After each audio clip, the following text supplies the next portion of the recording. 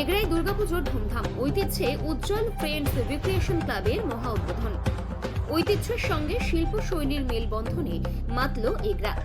এগরা দীর্ঘ প্রতীক্ষার অবসান ঘটিয়ে সাড়ম্বরে পর্দা উঠল এগরা ফ্রেন্ডস রিক্রিয়েশন ক্লাবের ঐতিহ্যবাহী দুর্গাপুজোর। এবছরের পুজো ঘিরে স্থানীয় মানুষের উৎসাহ ছিল তুঙ্গে। উদ্বোধনী অনুষ্ঠানে শহর জুড়ে ভিড় জমে যায়। প্যান্ডেল ঘিরে তৈরি হয় উৎসবমুখর পরিবেশ।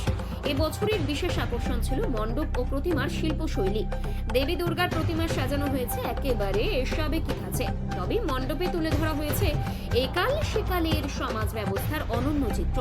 পুরনো ও নতুনের এই মেলবন্ধন দর্শকদের মনে দাগ কেটেছে। ফিতে কেটে পুজোর আনুষ্ঠানিক সূচনা করেন এগরার পৌর প্রধান ও ক্লাবের অন্যতম পৃষ্ঠপোষক স্বপন কুমার নায়ক। উপস্থিত ছিলেন এগরা মহকুমা শাসক মনজিৎ কুমার যাদব, এগরার বিধায়ক তরুণ মাইতি সহ বহু বিশিষ্ট ব্যক্তি ও স্থানীয় গণ্যমান্য ব্যক্তিরা।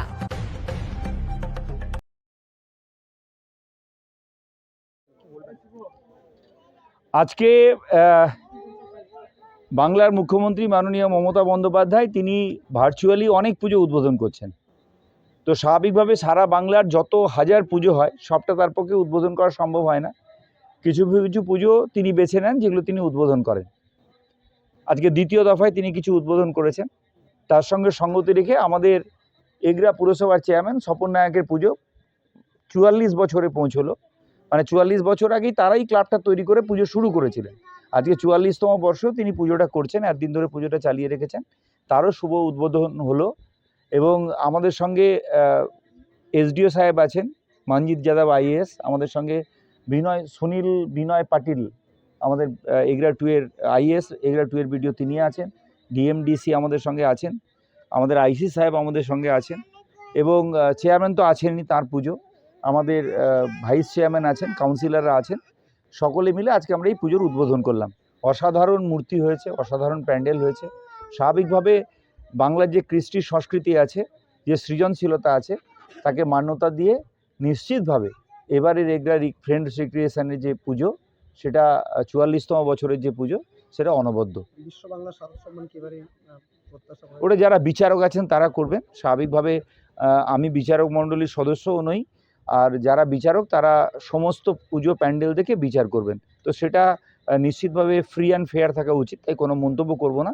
তবে নিঃসন্দেহে পুজো উদ্বোধন করতে এসে আমরা অভিভূত হয়েছি। এত সুন্দর প্রতিমা, এত সুন্দর প্যান্ডেল।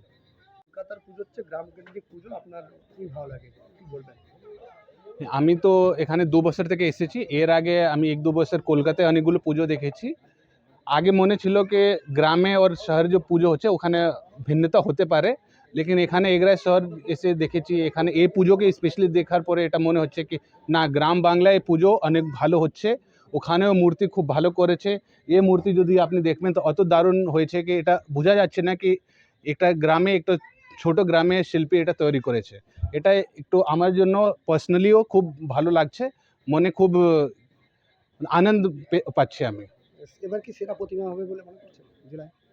নিশ্চয়ই এটা ভালোই প্রতিমা এসেছে। অনেক তো পুরো জেলায় অনেকগুলো প্রতিমা থাকবে, ওখানে সব ঘুরে ঘুরে যে জজ মন্ডল আছে দেখবে, দেখার পরে নিশ্চয়ই এটা একটা লিস্টে থাকার উচিত। এটা আমি বলবো, আগে থেকে তো এখন কিছু বলা যাবে না।